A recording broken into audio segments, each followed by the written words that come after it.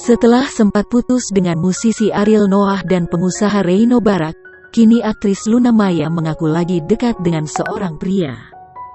Pengakuan itu keceplosan, dikatakan Luna Maya kala berbincang dengan Titi Kamal. Di usianya yang menginjak 38 tahun, Luna masih betah menikmati kesendirian. Dirinya bingung kenapa kisah cintanya selalu kandas. Namun wanita kelahiran Bali itu enggan menyalahkan diri. Luna Maya memilih untuk menikmati waktunya dengan fokus ke karir. Namun kemudian Luna membeberkan ada lelaki yang sedang dekat dengannya.